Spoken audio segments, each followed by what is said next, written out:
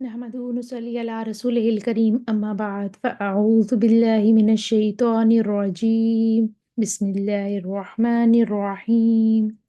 ربي اشرح لي صدري ويسر لي أمري واحلل عقدة من لساني يفقه قولي ربي زدني علما اللهم فقهنا في الدين آمين يا رب العالمين.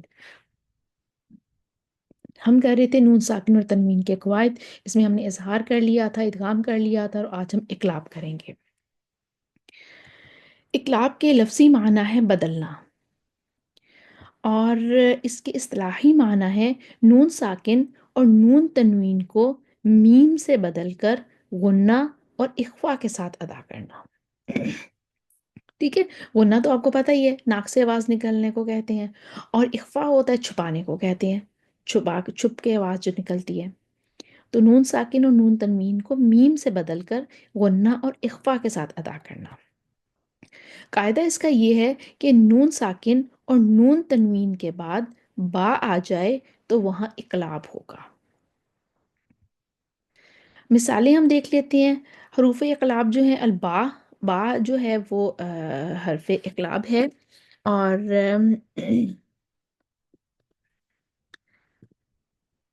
اس میں جو ایک کلمہ کے ساتھ جیسے ہے، ہم قرآن میں پڑھتے ہیں امبیونی، یہ نون ہے، اور نون کو ہم نے جو ہے وہ امبیونی، نون ساکن کے بعد با آ گیا تو نون کو ہم نے میم سے بدل دیا. یہ انبیونی ہم اس کو نہیں کریں گے، اس کو امبیونی کریں گے، امبیونی.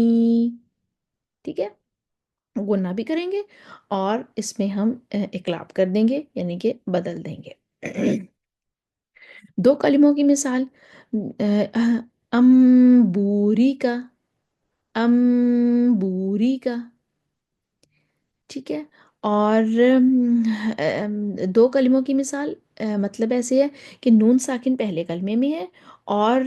با دوسرے کلمے میں ہے. ٹھیک ہے، ام بی اونی میں ہم جو ایک کلمے کی مثال ہے اس میں ہم نے پڑھا تھا کہ ام بی اونی، نون ساکن جو ہے وہ اسی کلمے میں ہے اور با بھی اسی کلمے میں ہے. لیکن دو کلموں میں ایسے ہو گیا کہ ان نون ساکن ایک کلمے میں ہے اور بوری کا با دوسرے کلمے میں ہے.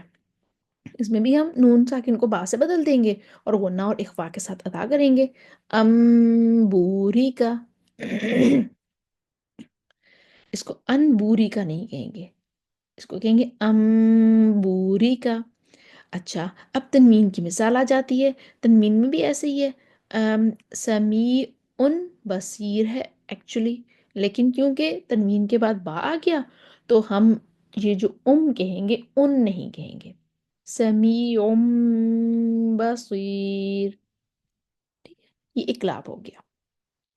قاعدہ بہت آسان ہے، ہم نے پڑھ لیا. نون ساکن اور نون تنوین کے بعد با آ جائے تو وہاں پر ہم اقلاب کریں گے. اچھا، اب اس کی توجیہ دیکھ لیتے ہیں. توجیہ جو ہے وہ علماء کرام یہ کہتے ہیں کہ اقلاب ثقل اور دشواری کو دور کرنے کے لیے کرتے ہیں. ٹھیک ہے، ثقل، بوجھ، دشواری کو دور کرنے کے لیے اقلاب کر دیتے ہیں، کیونکہ نون کی صفت غنہ کو ادا کرنے کے بعد با کو اطباق شفتین سے ادا کرنا دشوار تھا. ٹھیک ہے، نون ساکن کی جو صفت ہے غنہ، اس کو ادا کرنے کے بعد با کے اندر ہم نے پڑھا اطباق ہے، شفتین، ہونٹوں جس طریقے سے نکلتا ہے یہ با کے جو اپنی اس کی صفات ہیں.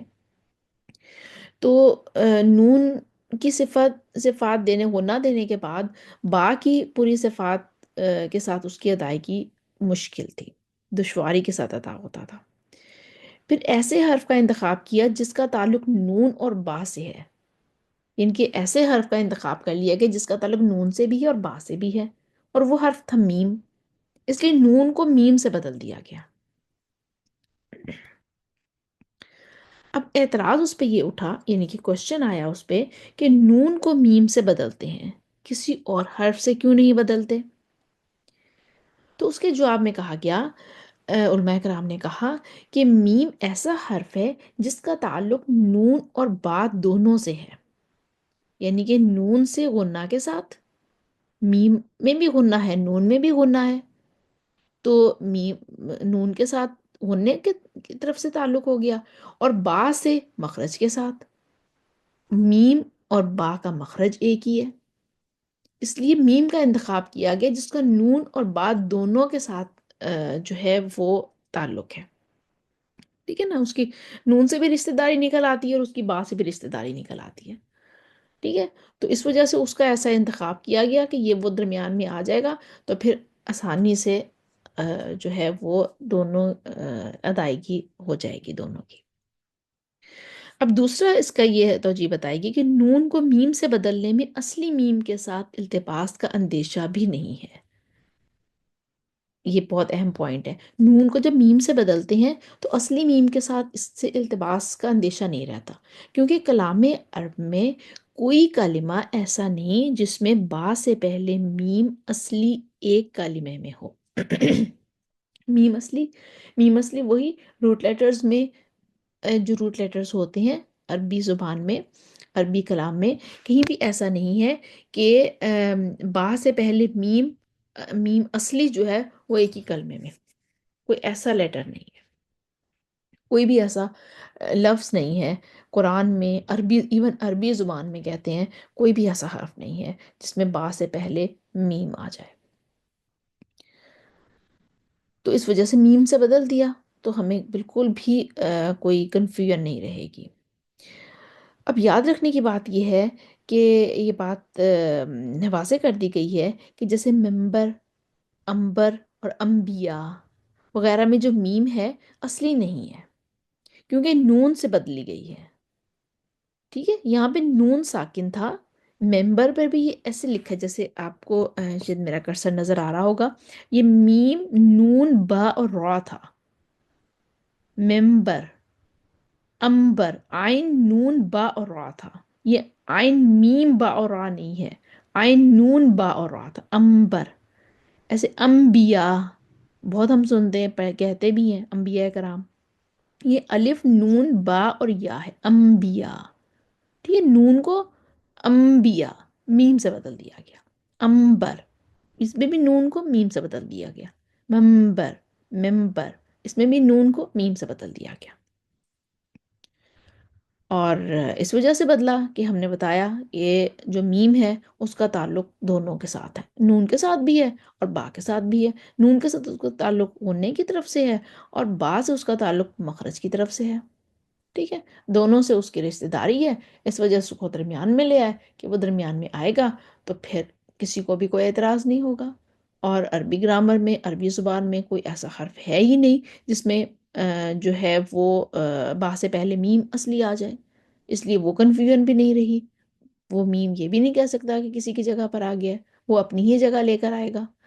تو اس وجہ سے اقلاب کا یہ ہمارا اصول جو ہے وہ بہت ہی آسان ہے، ہم نون ساکن اور نون تنوین کے بعد با آ جائے تو وہاں پر آپ اقلاب کریں گے، اور اقلاب ہم جو ہے وہ میم سے بدل دیں گے، ٹھیک ہے، اور نون ساکن اور نون تنوین کو میم سے بدل کر غنہ اور اخفا کے ساتھ ادا کر دیں گے تو یہ ہمارا اقلاب ہو جائے گا، انبیونی، ایک ہی کلمے میں نون ساکن ہے اور ایک ہی کلمے میں با ہے، اب دو کلمہ میں پہلے کلمے میں نون ساکن ہے اور دوسرے کلمے میں با ہے، اس کو بھی ایسے اقلاب کریں گے، امبوری کا، اب تنوین کے ساتھ ہے، تنوین ہے اور اس کو بھی ہم ایسے بدل دیں گے میم سے، سمیع بصیر، غنہ اور اخفا کے ساتھ ادا کریں گے۔